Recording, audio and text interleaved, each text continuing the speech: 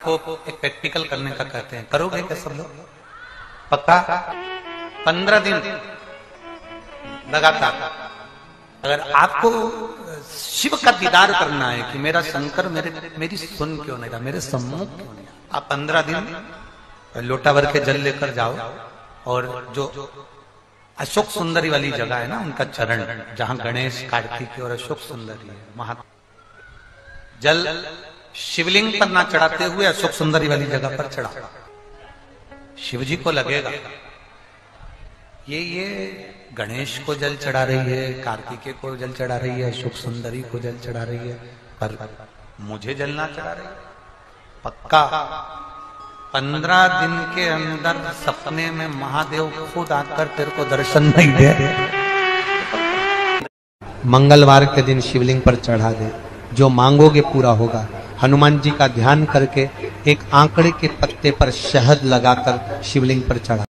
विवाह शादी में देरी हो रही हो, या कोई नया कार्य चालू कर रहे हो उसमें देरी हो रही हो, या कोई सर्विस के लिए नौकरी के लिए जा रहे हो और वो कार्य नहीं हो रहा हो, तो एक धतूरा, केवल एक धतूरा, उस धतूरे को फोड़कर उसके अंदर का फल निकालकर उस फल को शिवलिंग पर चढ़ाकर एक लोटा जल शंकर भगवान को समर्पित कर। दिन होना चाहिए मंगलवार। कौन सा दिन होना चाहिए? जम के बोलो जरा, मंगलवार समर्पित करो। उसके बाद में आप विवाह के लिए अगर समर्पित करे हैं तो विवाह में देरी नहीं होगी। व्यवसाय और व्यापार के लिए या नौकरी के लिए समर्पित करे हैं तो उसमें देते हैं। अगर आपको राहु केतु शनि मंगल बुध कष्ट देता है तो शंकर की चौखट पर, शंकर के मंदिर की जो देहली होती है, दरवाजा होता है, उसकी चौखट पर एक बेलपत्र समर्पित करना प्रारंभ कर दो। है श्री ओमकारेश्वर बाबा का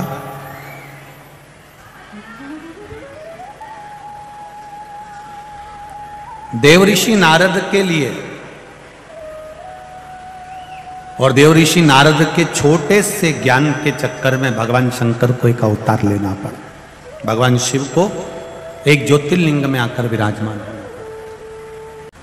12 ज्योतिर्लिंग में परमेश्वर जो लिंग है, देखिए ये जो ओमकारेश्वर है, ओमकारेश्वर का जो शिवलिंग है, शिवलिंग का नाम है परमेश्वर लिंग।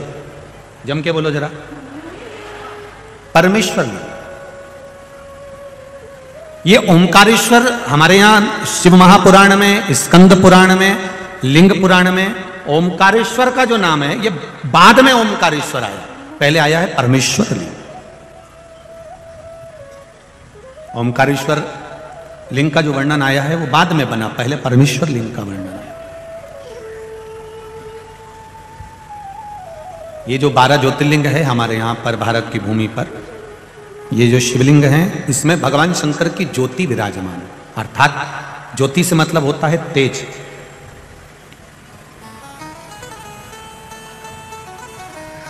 संसार में चाहे कोई शंकर जी की पूजन करे ना करे, पर जितने भी मनुष्य के शरीर है, मानव की जितनी देह है, मानव का जितना शरीर है, और चाहे जलचर हो, थलचर हो, वायुचर हो, जीव जितने भी हैं, उसमें जो जठर अग्नि होती है, भोजन पचाने की जो सामर्थ्यवान अग्नि होती है, जो शरीर के अंदर होती है, वो शरीर की अग्नि ही शिव की ज्योति के तुल्य होती है। इसलिए उसको समझना कि संसार में जितने भी मनुष्य हैं, जितने भी मानव हैं, ये कोई साधारण नहीं है। सब में भगवान समाया है, प्रत्येक में नर नारायण, प्रत्येक में भगवान, प्रत्येक में भगवान समाये। इसलिए शायद लोग कहते हैं तुझ में रब दिखता है यारा में, सब में भगवान समाये, प्रत्येक। कंकर कंकर शंकर। और उसका फल केवल एक दीवार ऐसी होती है जहां पर हनुमान जी का चित्र लगाया जाता है। चाहे तुम पर्वत उठाने वाला चित्र लगाओ हनुमान जी का, चाहे बैठे हुए लगाओ, चाहे रामायण पढ़ने वाला लगाओ, चाहे लंका दहन करने वाला लगाओ, चाहे राम नाम जपने वाला लगाओ, चाहे लक्ष्मण को संजीवनी देने वाला लगाओ, चाहे मौन मुद्रा में लगा दो, चाहे स्तुति में लगा दो, चाहे भजन में लगा दो, हनुमान जी का कोई भी चित्र लगता है तो ना पूरब में लगेगा, ना पश्चिम में लगेगा, ना दक्षिण में लगेगा। हनुमान जी का अगर चित्र लगता है तो उत्तर की दीवार में दक्षिण को देखते हुए लगता है, केवल एक ही स्थान। ऐसे उनका आज तक हनुमान चालीसा पढ़ना नहीं है, आज तक कोई चालीसा, चाहे गायत्री चालीसा हो, लक्ष्मी चालीसा हो, शिव चालीसा हो, पढ़ना ही नहीं आती। बस बैठ गए भगवान के सामने और पढ़ लिया आसन लगा के। नहीं नहीं नहीं, चालीसा पढ़ने का भी एक नियम है। अगर कोई लक्ष्य लेकर पढ़ रहे हो तो उसका एक नियम है। पूरी जिंदगी पढ़ते रहोगे तो भगवान की प्राप्ति नहीं है, पर लक्ष्य लेकर अगर पढ़ा है आसन से, जिस भगवान की चालीसा पढ़ रहे हो उसकी मूर्ति या उसका फोटो आपके सामने होना चाहिए। एक घी का दिया, अगर हनुमान चालीसा पढ़ रहे हो तो या तो घी का दिया जलाओ, वो भी गाय के घी का हो, भैंस के घी का मत जलाना। हनुमान जी कभी प्रकट नहीं होंगे भैंस के घी से। घी का दिया लगाइए अगर चालीसा का पाठ कर रहे हो हनुमान जी का। और बहुत ज्यादा संकट है, बहुत ज्यादा परेशानी है तो हनुमान चालीसा का पाठ करो तो तिल्ली के तेल का दिया लगाओ, काली तिल के तेल का दिया, तिल का तेल का दिया हनुमान जी के सामने आसन बिछाकर। बहुत तकलीफ है तो 3 पाठ प्रतिदिन करो और एक आसन से जितने समय 9 बजे अगर आप बैठते हो पाठ करने तो 9 बजे ही बैठना है। 11 दिन तक प्रतिदिन 3 पाठ रोज करो।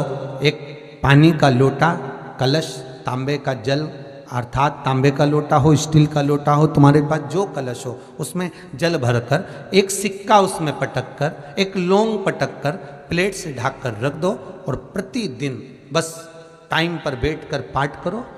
11 दिन पूर्ण होंगे, जिस कामना से आपने पाठ करा है बस वो सिक्का, वो लौंग कलश में से निकाल लो, जल का आचमन करो और जिस काम के लिए करा है वो जल उस प्रयोग में ले लो।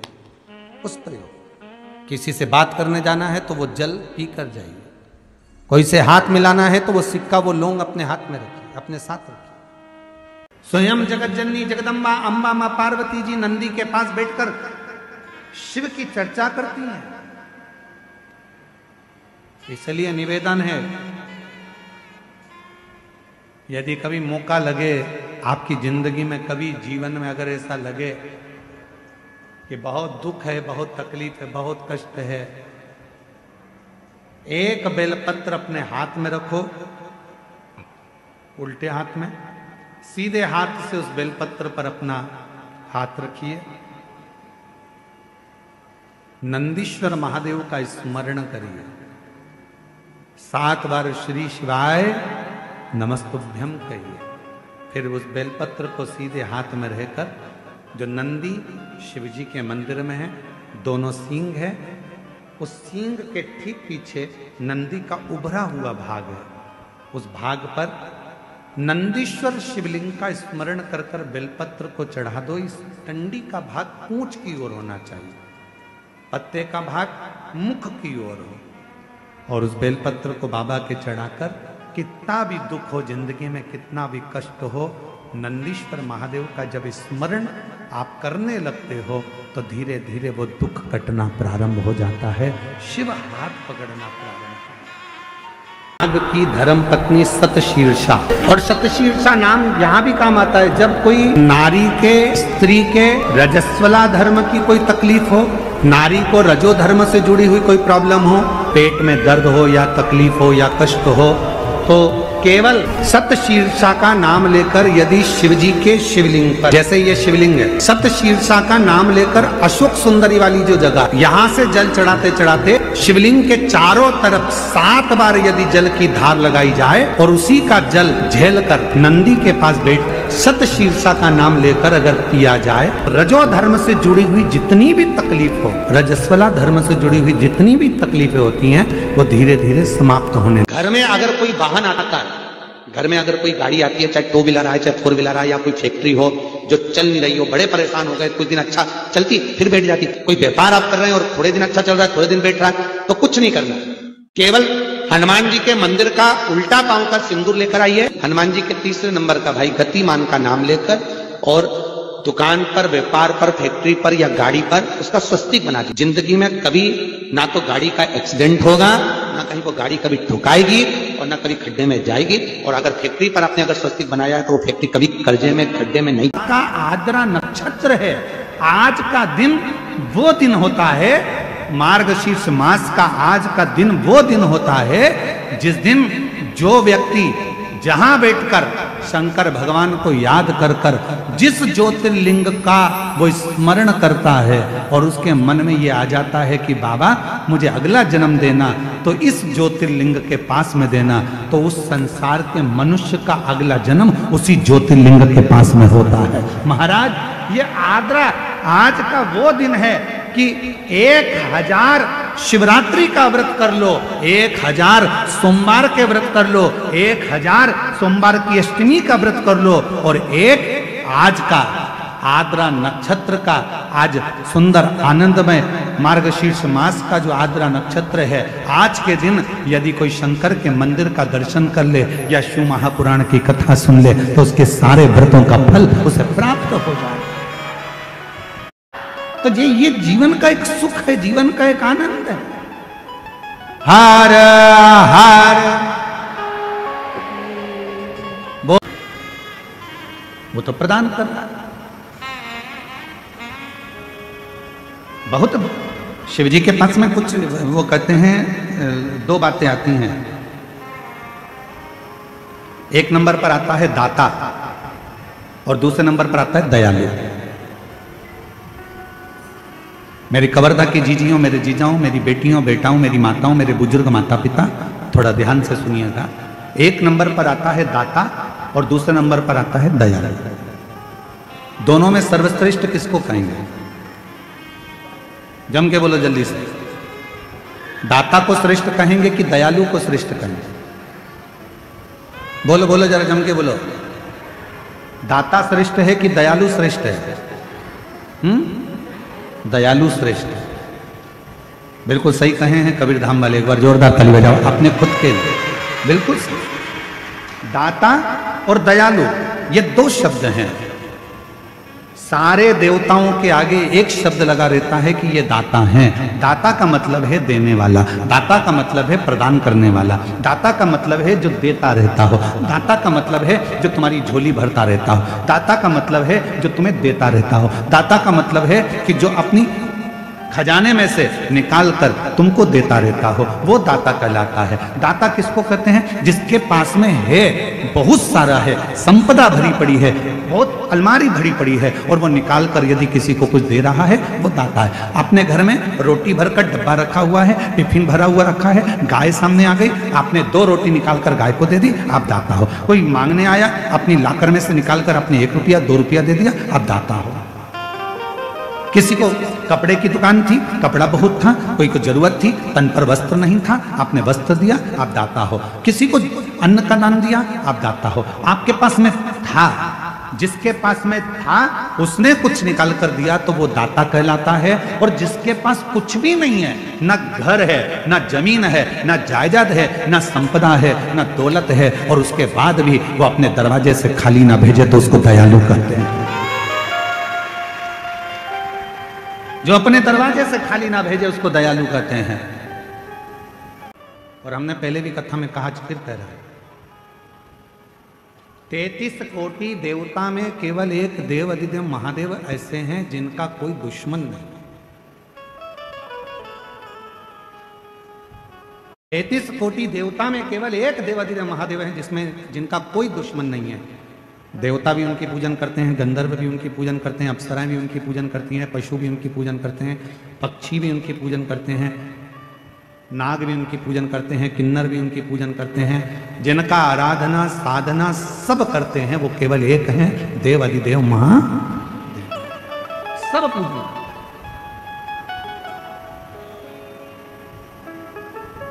और जिसने भी भजा उसको मिला। ऐसा दुनिया में कोई नहीं है जिसने शंकर भगवान का भजन करा हो, शिव का नाम लिया हो और उसको भगवान शंकर ने नहीं दिया।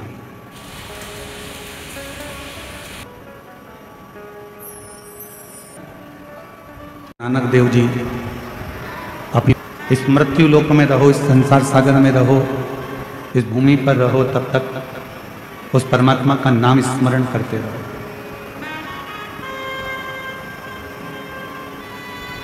शिव महापुराण की कथा कहती है 21,600 श्वास प्रतिदिन इस शरीर से निकलती है।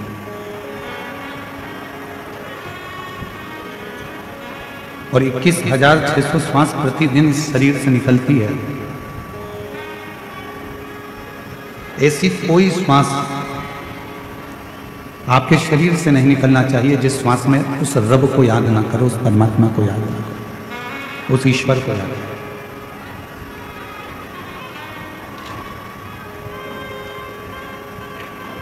क्यों? ना जाने कौन सी श्वास 21,600 श्वास में से वो कौन सी श्वास होगी जो आखिरी होगी, ये किसको मालूम? इसका अंदाजा किसी को नहीं। इसलिए श्वास श्वास में ओम रटो और वृथा जन्म मत खोए, ना जाने इस श्वास का फिर आवन होए कि ना हो। इस मानव के देह में, मनुष्य के शरीर में जो 21,600 श्वास रोज प्रतिदिन निकल रही है, 21,600 श्वास रोज चल रही है, 21,600 श्वास जो प्रतिदिन निकल रही है, उन 21,600 श्वास में प्रतिदिन परमात्मा के नाम का स्मरण होना चाहिए। प्रतिदिन।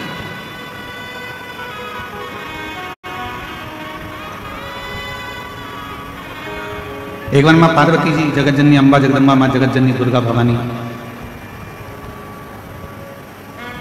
कैलाश पर्वत से भ्रमण करती करती मृत्युलोक में काशी में पहुंच गए।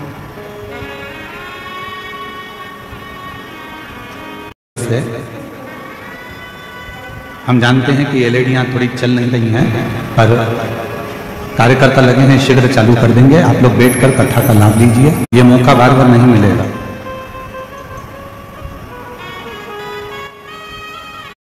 और आज कथा की शिवरात्रि भी है, साथ में मार्गशीर्ष मास का आद्रा नक्षत्र भी है। और इस मां जगत जननी जगदम्बा अम्बा मां पार्वती जी, माता पार्वती जी भ्रमण करते करते घूमते घूमते घूमते घूमते काशी प्रदेश पहुंचे। और पार्वती जी जब काशी प्रदेश पहुंची, काशी में पहुंची, तब माता पार्वती जी कुछ देर मां गंगा जी के घाट पर बैठ गई।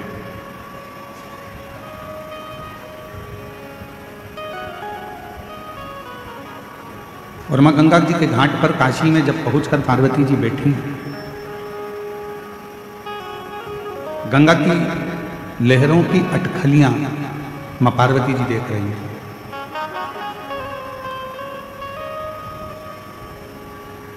कुछ देर वो गंगा की लहरें उछलती हैं, फिर कुछ देर में शांत हो जाती हैं, फिर कुछ देर में उछलती हैं, फिर शांत हो जाती हैं। शिव महापुराण की कथा कहती है वो गंगा की जो लहरें उछल रही थी, थोड़ी देर में वो शांत हो गई। कहते हैं जिसने अपनी जिंदगी में बुरा वक्त देखा होता है, जो बहुत संघर्ष से जीवन को जिया हुआ होता है, बहुत बुरा वक्त उसने अपनी जिंदगी में देखा हुआ होता है, तो शिव पुराण कहती है जिसने अपनी जिंदगी में बुरा वक्त देखा होता है, संघर्ष का समय देखा होता है, वो जिंदगी में कभी किसी का बुरा नहीं करता है, कभी बुरा नहीं करता। जिसने बुरा वक्त देखा ही नहीं है, जिसने संघर्ष किया ही नहीं है, वो दूसरे का बुरा करने में लगा रहता है। क्यों? क्योंकि उसके पास पहले का वैभव है, उसके पिताजी छोड़कर गए, जमीन छोड़ गए, जायदाद छोड़ गए, संपदा छोड़ गए, धन दौलत छोड़ गए, गाड़ी बंगला छोड़ गए, तो वो दूसरे का बुरा करने में लगा है कि इसको मुझे आगे बढ़ने नहीं देना। पर जिसने अपनी जिंदगी का बुरा वक्त देखा है, बहुत संघर्ष किया, बहुत बुरा वक्त देखा, बहुत तकलीफ का समय देखा, वो जिंदगी में कभी किसी का बुरा नहीं करता, क्योंकि उसको मालूम है कि मैंने भी अपनी जिंदगी में बहुत बुरा वक्त देखा है और बहुत संघर्ष किया, बहुत संघर्ष।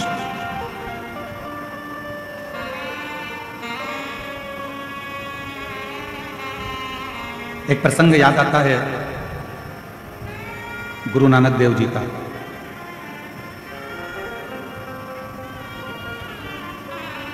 गुरु नानक देव जी ने रब नहीं है, परमात्मा नहीं है, तो इस कबूतर के प्राण वहां छोड़ना जहां पर ईश्वर ना, परमात्मा ना। गुरु नानक देव जी को प्रणाम कर कर, नमन कर कर चल गए, कबूतर ले गए। जंगल में पहुंचा तो एक पेड़ के नीचे उस कबूतर को वो मारने के लिए आतुर हुआ, पर उसके मन में आया कि इस पेड़ पर कोई पक्षी बैठा होगा, वो देख रहा होगा। खुले आसमान में वो कबूतर को मारने के लिए आतुर हुआ, तो उसके मन में आया कि वो आकाश में कोई पर होगा तो देख रहा होगा।